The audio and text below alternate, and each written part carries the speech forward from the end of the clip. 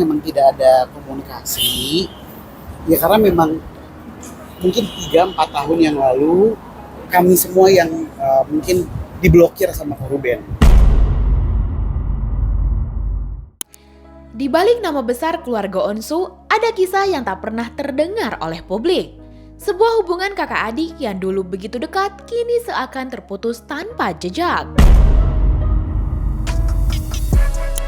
Jordi Onsu, adik kandung Ruben, akhirnya bersuara, membuka sedikit tabir tentang apa yang sebenarnya terjadi sejak dirinya tak lagi bisa menghubungi Ruben. Komunikasi yang mendadak tak pernah terjalin lagi, nomor yang diblokir, hingga hubungan keluarga yang tergantung tanpa kepastian. Lantas, apa sebenarnya yang terjadi dan mengapa Ruben Onsu sampai memutus akses komunikasi dengan keluarganya?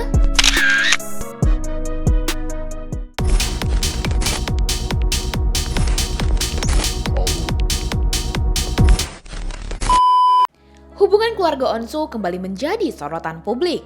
Setelah berbagai isu yang menyeret nama Ruben Onsu dan Sarwenda beberapa waktu terakhir, kini giliran Jordi Onsu yang angkat bicara dan membuka sedikit tabir mengenai dinamika keluarganya. Dalam sebuah kesempatan di kawasan Tangerang, Kamis malam 20 November 2025, Jordi dengan tenang membantah isu bahwa dirinya tengah berseteru dengan sang kakak Ruben Onsu. Ia menegaskan bahwa secara pribadi, hubungan dirinya dengan keluarga baik-baik saja. Namun, Jordi tidak bisa mengelak dari fakta bahwa komunikasinya dengan Ruben memang terputus sejak beberapa tahun terakhir karena sang kakak memblokir akses komunikasinya. Sedangkan Uncle sama Kak Ruben kita tahu sudah baik-baik aja gitu. Ada nggak sih rencana Enggak lah. menyembuhkan gitu? Nggak, siapa bilang nggak baik-baik aja? Aku mau baik-baik aja, kita semua baik-baik aja. Aku bersama keluarga yang lain baik-baik aja. Kalau mungkin memang tidak ada komunikasi, ya karena memang mungkin 3-4 tahun yang lalu kami semua yang mungkin diblokir sama Kak Ruben bareng-bareng gitu. Permintaan maaf sudah ada, kemudian mencoba menjalin komunikasi sudah ada. Jadi kalau teman-teman lihat gitu ya, kita masih kumpul-kumpul aja bareng-bareng semuanya. Semua. Jordi menjelaskan, pemutusan komunikasi itu terjadi sekitar tahun 2022. Sejak saat itu, Jordi mengaku belum pernah lagi berinteraksi secara langsung maupun lewat pesan dengan Ruben, meski sudah mencoba menghubunginya beberapa kali. Komunikasi kapan? Anggap sama Koko mungkin. Terakhir komunikasi Sebelum atau diblokir tuh 2022 ya kayaknya. 2022. Setelah itu aku tidak ada kontak lagi sama sekali. ketemu? Sampai sekarang? Sampai sekarang. Ketemu pun? Ketemu belum ada tapi sudah aku beberapa kali chat karena kan aksesnya diblokir ya. Terus semua orang yang ada di sekitar juga pada saat itu tidak boleh berkomunikasi sama aku sampai akhirnya dan Kenapa? Nggak boleh komunikasi kenapa? kenapanya? Kenapa sedingin itu gitu Uncle? Kan mungkin ada petua dari almarhum papa mama dulu kayaknya. Oh ya, nggak ada. Kalau dua bersaudara gitu. enggak, kita berdua. 4 bersaudara. Aku sama 3 bersaudara yang lain semua masih kumpul. Kakakku pada tinggal di tempat aku kan sekarang. Tak berhenti di situ, Jordi juga menanggapi pernyataan Ruben yang mengaku sulit bertemu dengan anak-anaknya. Jordi juga menegaskan bahwa dirinya sama sekali tidak mengalami kesulitan untuk bertemu para ponakan. Nah, Uncle sendiri sebagai paman gitu, sebagai om, ada kesulitan juga nggak sih mungkin ketemu ponakan-ponakan? Gak ada. Kalau ketemu ponakan, ya segampang tinggal chatting aja ke bundanya gitu, tanya ponakan di mana? Kelas. Oh ya udah, berarti nanti malam baru bisa ketemu. Terus kalau misalkan, Bun, ponakan di mana? Ada, pulang gereja, main aja ke rumah. Oke, baru bisa. Segampang itu sih, karena kan ponakan juga waktunya padat, pulang sekolah sore, habis itu balet, habis itu ada banyak kelas bahasa. Di tengah kisruh rumah tangga Ruben dan Sarwenda yang semakin memanas akibat insiden debt collector, Jordi turut dimintai pendapat. Namun, Jordi tampak berhati-hati. Ia tak ingin memperkeruh keadaan.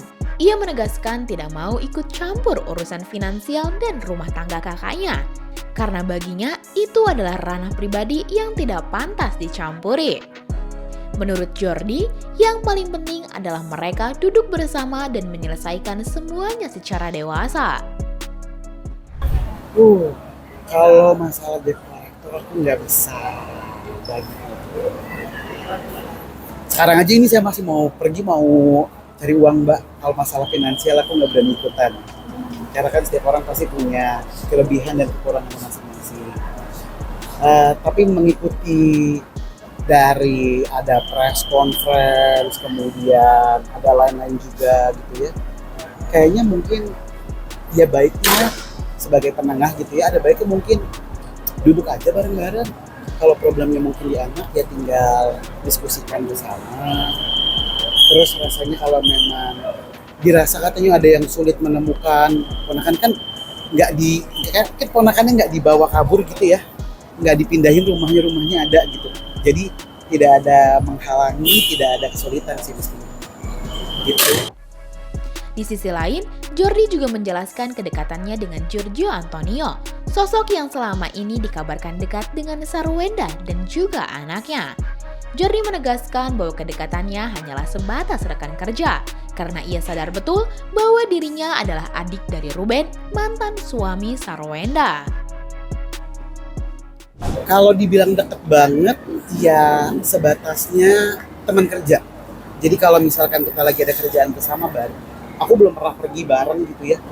Biar bagaimanapun aku ini adalah adik dari Ruben dan uncle dan paman dari Talia, Tania dan juga Bertrand. Jadi posisi aku di situ. Adik ipar dari Sarwenda, jadi posisiku akan tetap di situ. Jadi aku akan berdiri buat ponakan-ponakan. Fokusku sekarang ya lebih ke ponakan aja. Kalau mau ketemu Ciwenda pun aku jarang pergi berdua gitu ya. Rame-rame nggak pasti barengan sama ponakan. Tujuannya pasti temennya ponakan. Tapi seakan-akan framingnya Gio lebih deket daripada anak-anak gitu, Uncle. Gimana sih mungkin Uncle menyikapinya? Iya itu aja udah menjawab framingnya kan. Berarti framing, bukan faktanya. Ya kan? Betul nggak? Ditelaah aja kalau ada pernyataan dari orang-orang biasanya pasti ada kalimat-kalimat ya, oh ternyata memang gitu ya. Ya. Oh ini juga nih mesti dilurusin. Orang pada pikirnya pergi bersama liburan gitu ya, nggak ada. Ini perginya banyak, ada kreator lain juga. Tadi sudah jualan mas di sana, jualan skincare, jualan kosmetik di Korea dari platform gitu ya. Jadi selama 10 hari di sana kita akan setiap hari jualan produk-produk kecantikan. Bareng Cici juga berarti, Uncle? Pisah malahan. Bisa. Jadi Cici akan jual brand apa, aku jual brand apa. Tapi memang waktu dan juga negaranya samakan. Sebagai adik dari Ruben maupun Sarwenda, Jordi berharap polemik yang terjadi bisa cepat mereda. Ia menyarankan agar kedua kakaknya itu duduk bersama, berbicara dengan kepala dingin tanpa melibatkan kuasa hukum, semata-mata demi kebaikan anak-anak. Baiknya sebagai adik ipar, sebagai paman, ya duduk aja bareng-bareng tanpa ada orang ketiga, tanpa pengacara mungkin. Jadi dengan kepala dingin semua dipikirkan baik-baik demi kepentingan anak dan juga keluarga. Nggak cuma itu, ia juga berpesan agar ponakan yang paling besar, Bertrand Peto, putra Onsu atau kerap yang disapa Onyo, dapat terus berkarya tanpa harus ikut terlibat maupun memikirkan masalah kedua orang tuanya. Nikmati masa muda Onyo. Onyo baru beranjak dewasa, jadi jangan sampai Onyo punya rasa yang sama. Rasa patah hatinya dia dari sebelumnya, mungkin ya, dari keluarga, mungkin cerita sebelumnya, biar Onyo tetap terus bahagia, dia tetap berkarya aja, fokus sama karyanya aja, bikin lagu terus aja Onyo gitu. Onyo kan memang sering main ke tempat ayah, bolak-balik, jadi karena kan anaknya udah bisa nyetir sendiri, kalau yang kecil-kecil gimana? Paket emang bisa dikirim, ya harus dijemput dong Om. Tapi di sisi lain, pernyataan Jordi soal pemblokiran yang dilakukan Ruben sontak memancing spekulasi baru. Namun satu hal yang pasti, di balik layar keluarga Onsu tampaknya ada banyak cerita yang belum terungkap.